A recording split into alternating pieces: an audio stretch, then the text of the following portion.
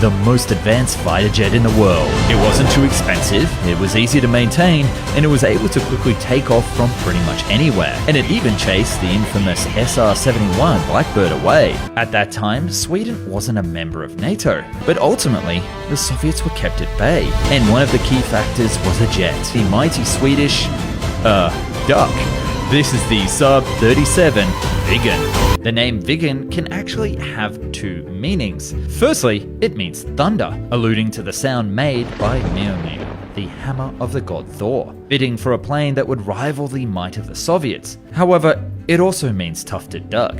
This alludes to the French word for duck, canard, because this plane has a canard delta configuration. A dog tooth was also added to improve the stability at high angles of attack. The airframe itself featured a lot of aluminium, however, titanium was also used for the entire rear section of the fuselage. The landing gear was also strengthened and had anti-skid brakes for those short landings. To allow the plane to carry more weapons, specifically anti-ship missiles, the undercarriage legs shortened during retraction. The vertical stabilizers could also be folded so that the aircraft could be stored in small spaces. This allowed it to operate remotely in the middle of nowhere. But all of this would have been impossible without a proper engine. The designers originally wanted to use a Rolls-Royce Medway engine, but the development of that engine was cancelled. So thanks to the deal that they made with the Americans, they went with a Pratt & Whitney JT8D engine. It was heavily modified by Volvo and named the Volvo RM8. The modifications included a new afterburner and a fully viable nozzle. Because it also needed to achieve those short landings, it needed a reverse thruster as well. In fact, the RM8 was the first engine to feature an afterburner and a reverse thruster. This thruster could even be used to make the plane go in reverse. And to top it all off, it could be set to automatically engage when the nose wheel strut was compressed, giving the shortest landing possible, even beyond the reaction time of a human. Because maintenance had to be simple, the intakes were simple D-section types. But this brought up two issues. The entire thing was very large, and the second problem was the fact that the intakes were prone to ingesting birds. Just like duck. Yummy. But folks, I'm not done. What actually set the VIGGEN apart was what was under the hood, and this is where this jet gets even crazier. So the VIGGEN was a single-seat, single-engine aircraft. That may not seem so strange until you consider that it was developed in the 1960s. How on earth was it going to perform all of those insane tasks with one pilot? The answer was computers. And I'm not talking about the type that take up a whole room. After all, this was the 1960s. It was equipped with a digital central computer and a heads-up display that would feed the pilot all of its useful information. So there was no need for a co-pilot. It would also reduce costs, so no analog systems were necessary. The CK-37, as the computer was called, was the first airborne computer with integrated circuits. The radar inside the aircraft was also the Ericsson PS-37 X-band monopulse radar. It could provide air-to-ground and air-to-air telemetry to search, track, and also have terrain avoidance and cartography. At this point, I wouldn't even be surprised if it could do my taxes. Apart from the heads-up display, the rest of the displays in the cockpit were mechanical. It also featured a system called AP12.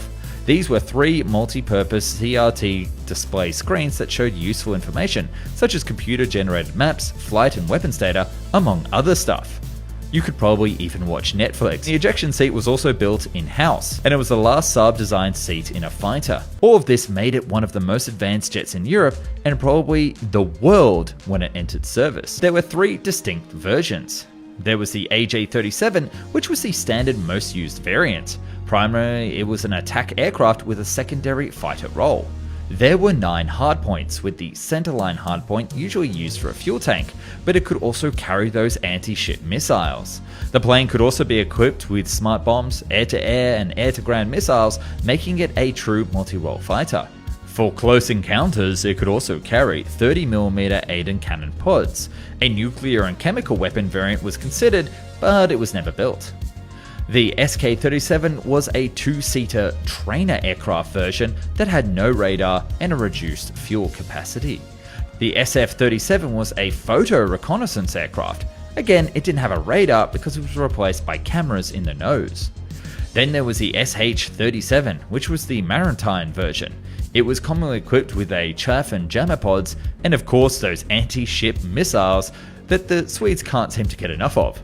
I've been holding out of you because what you guys want to hear about is the upgraded version, which first took flight in 1979, the JA-37. First and foremost, this got a radar upgrade. The Ericsson PS-46A, which with the new RB-71 missiles gave it a look-down, shoot-down capability, meaning it could now target cruise missiles and low-flying aircraft. The cannon was also upgraded, and now used the KCA 30mm cannon, which fired the same cartridges as the GAU-8, but with beefed up shells. This was paired with a fire control system giving it better range than other fighters, something that the A-10 Warthog dreamed of. The engine was also given an overhaul, and it was now called the RM-8B. Because it was larger, the airframe had to be stretched a bit to accommodate it, as if the engine couldn't get any bigger. Most importantly, this plane also received the expanded STRLI data link. This meant that it could now communicate with up to 3 other planes in addition to ground control. Data link information could then be displayed on the HUD system. All of this sounds really good because it was. The pilots loved flying it, and the engineers loved servicing it. You only needed 5 people with basic training to do it. Heck, they could even refuel and rearm the thing in less than 10 minutes, or replace the entire engine in just 4 hours. God, this plane was good. It was the perfect plane to protect the skies from the Soviets, but also the Americans. Wait, what? Not only did the VIGGEN protect Swedish skies, but it also protected its allies. You see, VIGGEN pilots learned how to intercept the elusive SR-71 Blackbird. Yeah, I'm not holding out on you on this story.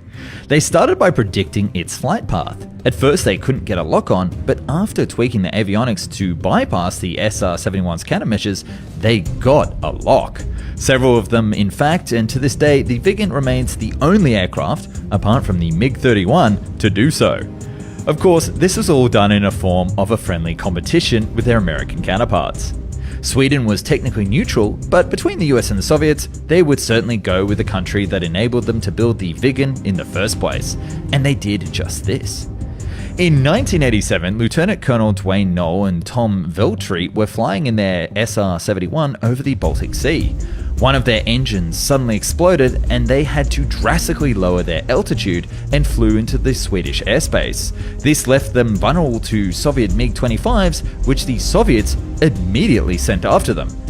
One of them probably even got a lock on, although this is debated, but it didn't matter as it couldn't shoot it down because 2 Swedish VIGGENs were having a training flight nearby and got to the Blackbird first, so it was now under Swedish escort.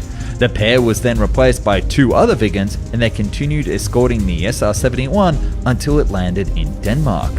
All in all, this was an amazing jet and is quickly climbing the ranks in my mind as one of the ultimate fighters. But why didn't we see more of it? Well, the Swedes did try exporting it. It entered a competition to replace the US aging F-104 Starfighter, but as we know, the F-16 won that competition. The VIGGEN was almost sold to India as well, but the US blocked this trade. They didn't really like the idea of the Indian Air Force having access to the licensed RM-8 engine, as well as several other advanced technologies that they wanted to keep out of the Indian hands. In the end, only 329 VIGGENs were built, and they were later replaced by the JAS-39 Gripen.